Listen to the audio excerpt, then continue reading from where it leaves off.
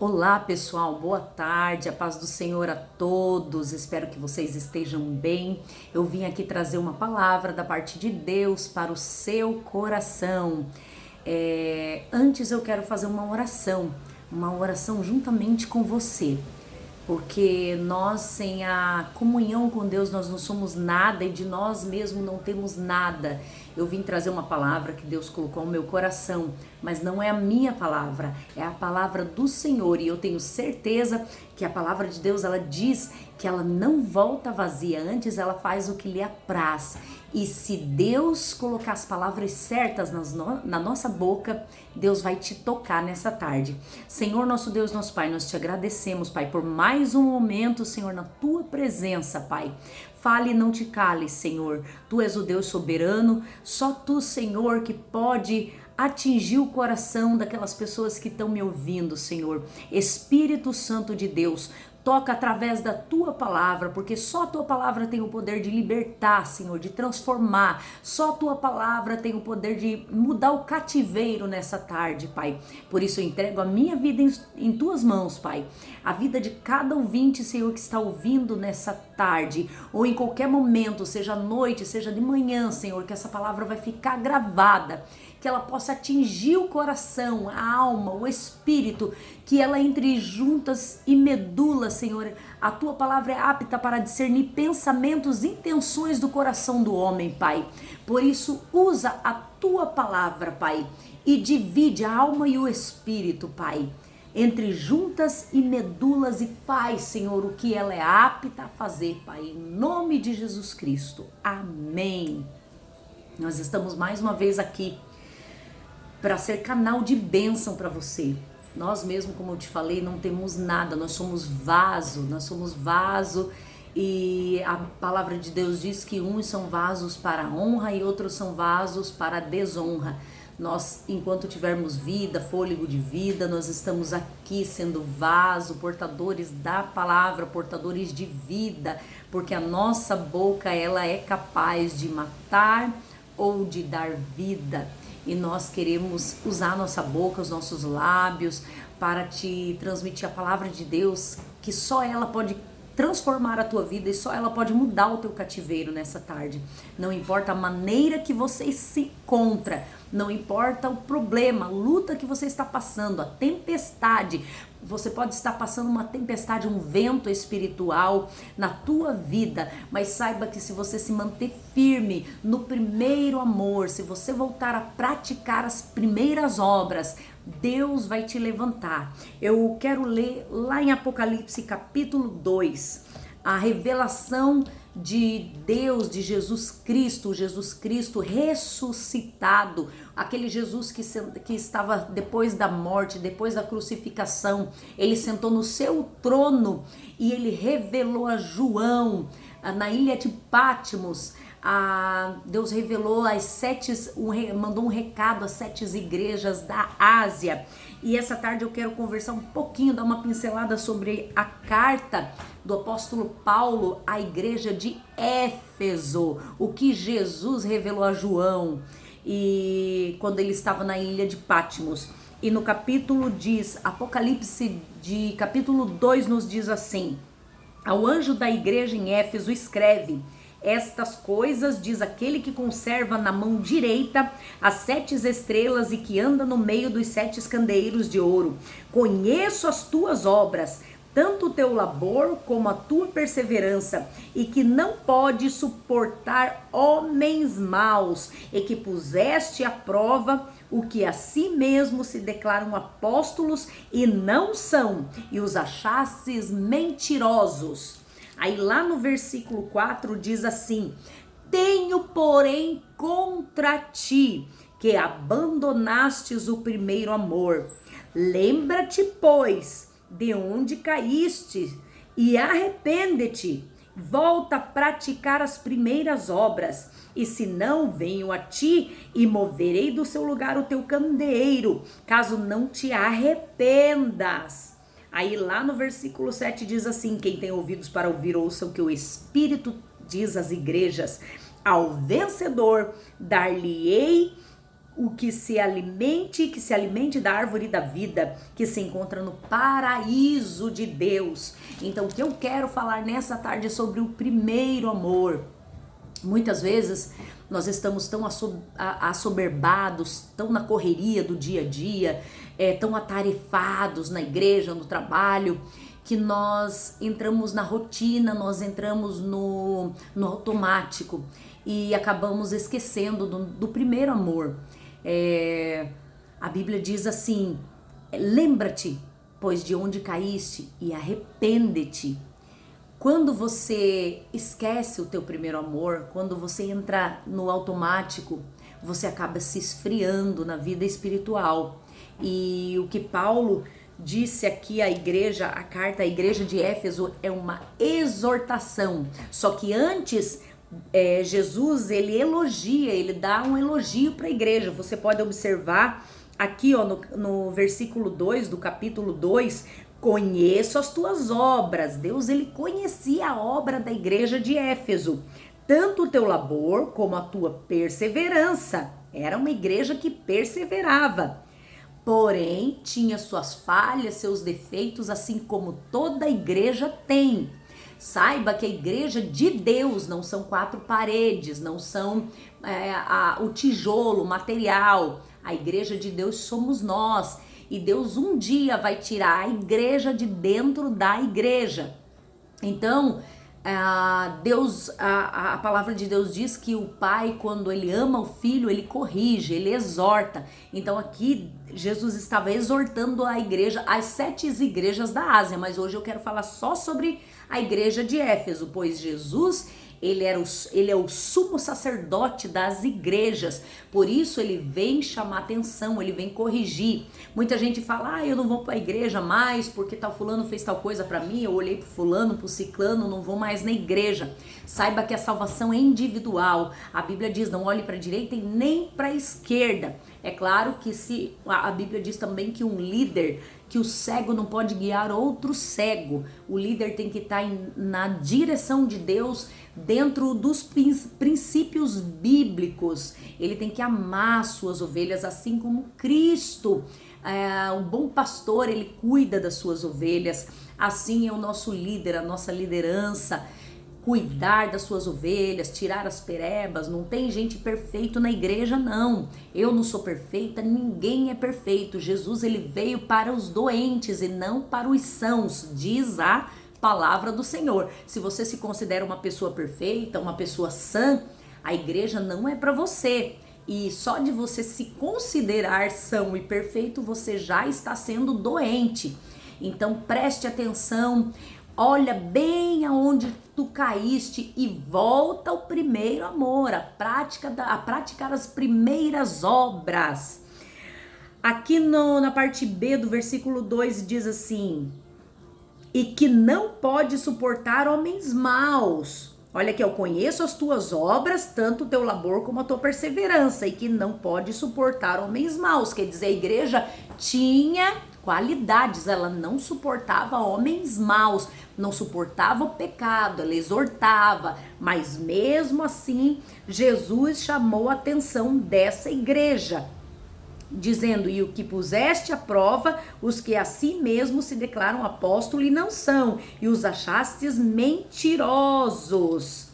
Aí no versículo 4 que está a chave de tudo: porém tenho contra ti que abandonaste o primeiro amor. Jesus dizendo para a igreja de Éfeso, segundo a carta aqui do nosso apóstolo Paulo. Apóstolo Paulo escreveu essas cartas, né? Ele transmitiu essas cartas, mandou essas cartas para as 7 igrejas da Ásia, com a exortação de Jesus Cristo, revelando a João na ilha de Patmos, chamando a atenção. Primeiro elogiou, disse que a igreja realmente estava fazendo boas obras, praticando boas obras e não suportava os pecadores, os homens maus, porém que ele tinha contra a igreja: vocês abandonaram o primeiro amor. Veja bem, volta ao primeiro amor. Aqui, para não ficar na minha palavra, lembra-te, pois, de onde caíste. Se você está frio hoje, se você sente que você entrou no automático, persevere. Volte atrás, pense, pare um pouco, respire. Se você não tem palavra para orar, você entra no teu quarto e pensa: onde eu caí? Onde foi o meu esfriamento? Quando foi que eu esfriei?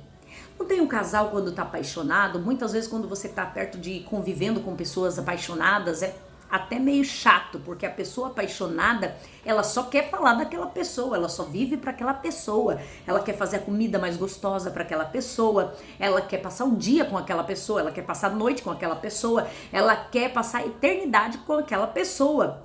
Então, a mesma coisa, nós quando aceitamos a Jesus ou quando nós temos a nossa primeira experiência, o nosso primeiro impacto com Deus. Por exemplo, eu nasci na igreja, eu sou filha de crente. Mas filho de crente não quer dizer que é salvo. Eu tinha que ter a minha própria experiência. O meu coração tinha que ser convertido a Deus. E aos 20 anos eu fui ter o meu próprio encontro com Deus. Assim como a Jó falou, o apóstolo Paulo falou assim: antes eu conhecia Jesus de ouvir falar, hoje os meus olhos te veem, hoje eu conheço ele de andar com ele. Então, desde que eu nasci, eu fui entregue, né, pelos meus pais ao Senhor. Porém, a minha primeira experiência, meu encontro com Deus foi aos 20 anos, quando eu fui ter a minha própria experiência com Deus. Então não adianta você conhecer Jesus só pela religião, só porque os teus pais dizem que é certo, que é o melhor caminho. Isso é ótimo, é bom, porque a Bíblia diz: ensina o teu filho no caminho que deve andar, e mesmo quando ele crescer e se desvie, ele um dia vai voltar. Então o importante é você ensinar o teu filho o caminho que ele deve andar, pelo menos até a maioridade. É a nossa responsabilidade ensinar os nossos filhos. Depois de maior, a semente você plantou. O que ele escolher para a vida dele depois da maioridade, aí é problema dele com Deus. Mas o importante é que a semente foi plantada, assim como meu pai plantou a semente no meu coração. E aos 20 anos eu tive um encontro com Deus, e tudo que o meu pai ensinou, eu refleti até hoje. Eu amadureci pensando na palavra, vivendo na palavra, amando Jesus por conta das pregações do meu pai. Então isso é muito importante, nós ensinarmos os nossos filhos o caminho que ele deve andar, lermos todo dia a palavra com ele, incentivar ele a orar, porque a palavra de Deus diz que os nossos filhos, eles são como flecha na aljava do flecheiro, que você lança para o alvo. Quando você ensina o teu filho, você forma o caráter dele segundo a palavra de Deus. Ele pode até se desviar ou afastar dos caminhos do Senhor, mas quando ele atingir a maturidade, quando ele tiver o seu próprio encontro com Jesus, quando Jesus converteu o coração dele, ele vai te agradecer. Hoje, na adolescência, ele pode até achar você chato, mas um dia ele vai agradecer a você, agradecer a Deus pelo pai, pela mãe rigorosos que ele teve, porque hoje ele tem sucesso por conta da palavra, do caminho, do que o pai e a mãe vos ensinaram. Então isso é muito importante, que você ensine o teu filho no caminho que deve andar, incentiva mesmo ele a se batizar nas águas, se ele quiser. Os meus filhos, eu tenho 4 filhos, todos, né, exceto os 2 menorzinhos, né, que ainda não chegaram na idade do batismo, mas os meus 2 mais velhos se batizaram com 12 anos, o meu terceiro está para batizar e quer muito. Então a gente tem que incentivar, porque ele vai ser ali selado, vai ser uma simbologia, né, dele morrendo para o mundo e nascendo para Cristo. Aos 12 anos ele pode não ter a maturidade completa, mas ele sabe discernir entre o bem e o mal, então ele já pode tomar a decisão dele de se batizar. Eu me batizei nas águas com 12 anos e por muito incentivo do meu pai, não me arrependo, me afastei na juventude da casa do Senhor e depois voltei, e hoje eu agradeço a Deus pelo meu pai ter sido rigoroso comigo, né, porque Deus me deu muitos livramentos por conta dos conselhos e por conta da instrução do meu pai. A própria Bíblia diz que o filho na adolescência, ele é maluco, ele é louco.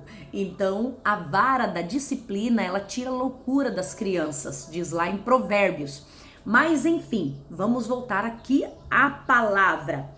Lembra-te de onde caíste, arrepende-te, volta a praticar as primeiras obras. Lembra o que te fez desmotivar? O que te fez parar pelo meio do caminho? Muitas vezes eu me pego parada pelo meio do caminho. Sabe quando você se sente perdida, quando você sente que alguma coisa mudou? Meu Deus, eu tô mais fria espiritual. Meu Deus, eu tô deixando a carne me levar. Porque a palavra de Deus diz que a carne e o espírito, eles lutam como dois cães dentro da gente. Qual você alimentar melhor é o que vai vencer no dia da adversidade. Se você alimentar mais a tua carne com coisas carnais deste mundo, quando você estiver no deserto, quando você estiver passando prova, luta, você não vai ter força para vencer. Mas se você estiver alimentando o teu espírito com a palavra de Deus, mesmo fraco, mesmo cambaleando, mesmo imperfeito, você todo dia lê um versículo da Bíblia, você praticar as primeiras obras, lá de quando você aceitou a Jesus, ou lá de trás quando você teve a tua própria experiência com Deus, quando você se impactou pela palavra de Deus, quando você se impactou por Jesus, quando você se apaixonou por Jesus, você só queria falar dele na fila do leite, na fila do mercado, na farmácia, você queria viver aquela paixão. E hoje você esfriou, você tá parado no meio do caminho, e isso não é do agrado de Deus. Deus, ele vem para exortar a igreja, porque se fosse para nós ficar na igreja do jeito que nós somos, pecaminosos, caídos, né? Porque nós fomos, a palavra de Deus diz que todos foram destituídos da glória, todos pecaram e todos foram destituídos da glória de Deus. Então nós carecemos da misericórdia do Senhor, das misericórdias do Senhor, que são a causa de não sermos consumidos. A palavra de Deus diz que é melhor você ir num velório do que você ir numa festa. Por quê? Porque no velório você reflete sobre a vida. Você pensa, puxa, eu tenho muito que mudar, porque a vida é uma só, a vida é curta e a vida não acaba aqui no caixão, ela tem uma eternidade, ou no céu ou no inferno. Onde você quer passar a tua eternidade? No céu ou no inferno? Tenha certeza que esses dois lados existem, assim como o vento, assim como você não vê o vento, mas ele sopra os seus cabelos, assim como você não vê o cheiro, mas você sente, assim como eu estou aqui falando para você e você está me vendo, a eternidade com Cristo existe. Aqui, ó, no versículo 7 diz assim, ó: quem tem ouvidos para ouvir, ouça o que o Espírito diz às igrejas. E aqui, ó, ao vencedor, tem uma solução para você hoje. Ao vencedor dar-lhe-ei que se alimente da árvore da vida que se encontra no paraíso de Deus. O céu existe. Ele existe e a vida passa como um vento, a palavra de Deus diz. Então não perca mais o seu tempo. Volta para Jesus ou aceite Jesus hoje, nessa tarde, tempo propício. Procure uma igreja perto de você. Aquela que você se sente bem, aquela que tem os princípios bíblicos, que vive a Bíblia. Aceite Jesus Cristo, mude a tua vida. Se eu te prometer que depois que você aceitar Jesus vai ser tudo um mar de rosas, eu vou estar mentindo. Não, vai ter luta, talvez maiores do que você está enfrentando agora. Mas vai ser diferente porque Jesus vai estar contigo. Aleluia! É igual quando Jesus estava dormindo no barco com os discípulos, e deu aquela grande tempestade, e os discípulos disseram: Jesus, tu não vai fazer nada, tu tá dormindo. Jesus acordou: homens de pequena fé, aquieta-te vento, acalma-te mar. Deus está no controle, Deus vai estar contigo em todas as lutas, em todas as tempestades que tu passares. Tenha fé, confie, seja perseverante. Acredite em Deus, acredite no Espírito Santo, que Ele pode fazer morada dentro de você nessa tarde, nessa noite, nessa manhã, a hora que você estiver ouvindo a tua palavra. Quando nós deixamos o Espírito Santo entrar dentro de nós, Ele entra, Ele muda. Ele muda o nosso cativeiro, ele arranca todas as amarras, toda a amargura da nossa alma, todo o buraco que tem no nosso coração, toda a ferida da alma, tudo aquilo que você não perdoou do passado. Você não pode esquecer o que as pessoas fizeram para você, porque você não vai ter uma amnésia, mas Deus pode curar, cicatrizar essa ferida, de maneira que você olhe para ela e ela não doa mais. Quando você olha para o passado e ele dói, é porque você não perdoou, porque a ferida ainda está aí na tua alma. Você precisa dobrar o teu joelho nessa tarde. Você precisa dobrar o teu joelho hoje e olhar para trás e ver aonde você caiu, aonde você enfraqueceu e começar a praticar o que você praticava antes. Lembra quando você parou? O que você fazia? Você cantava, você pregava, você até ia aos cultos, você ouvia louvor, você adorava o Senhor. O que você fazia? Comece a fazer de novo e você vai ver que Deus vai te levantar novamente. Deus vai te fazer florescer onde Ele te plantou. Olha aqui, lá em Lucas capítulo 18, 16 ao 18, diz assim, se eu não me engano, veio agora essa palavra, que uma luz não pode ser acesa embaixo de uma cama. Ela tem que ser colocada num candeeiro para que possa iluminar quem entra. Então Deus te fez como luz e sal dessa terra, para que você possa brilhar onde você passar, para que as pessoas olhem para você e digam, essa mulher tem um brilho diferente. Essa mulher é iluminada, esse homem tem um brilho diferente, e é o brilho de Jesus Cristo, é o amor que Ele plantou no teu coração. Todos os dias eu oro, Jesus, me unge com o óleo do amor, eu preciso amar, porque eu sou muito mal, eu sou muito pecador, Jesus, eu não sou digno nem de estar aqui, eu não sou nem digna nem de estar aqui falando essa palavra para você. Porque se você for conviver comigo, você vai ver que eu sou cheia de defeitos. Mas não é nada sobre mim, é sobre Jesus. Jesus, Ele tem o poder de mudar a nossa vida. Os frutos do Espírito, Ele nos transforma. A mudança vem de dentro para fora. Não é mudar só por fora. Mas a mudança tem que vir no nosso caráter. Deus, ele molda o nosso caráter. Quando Ele permite que a gente passe uma luta, quando Ele permite que a gente fique numa caverna, é porque Ele quer nos confrontar. Ele não está conformado com o que nós somos. E nós também não podemos nos conformar com o que nós somos. Nós temos que ser transformados pelo poder de Deus. Apóstolo Paulo diz assim, ele que era um homem, meu Deus, que perseguia os cristãos, depois teve um encontro com Deus pessoal. Ele dizia, o que eu quero fazer, o bem que eu quero fazer eu não faço, mas o mal que eu não quero fazer, esse eu continuo fazendo. Pobre, miserável de homem que eu sou. Quem me livrará do corpo dessa morte, que é o pecado? Então reflita nessa tarde essa palavra que tem o poder de despedaçar qualquer jugo, de quebrar o ferrolho de ferro. Essa palavra que tem poder de transformar, de mudar a tua vida, de curar a tua alma. Não seja mais negligente. Se ouvires a voz do Senhor, atenta para Ele o teu coração. Volta ao primeiro amor, volta a praticar as primeiras obras. Essa palavra é para mim também, porque quando o Espírito Santo revela uma palavra, primeiro é para nós. A palavra dele é como uma espada de 2 gumes, como eu disse aqui, corta dos 2 lados, penetra entre a alma e o espírito, e ela é apta para discernir os pensamentos e intenção do coração do homem.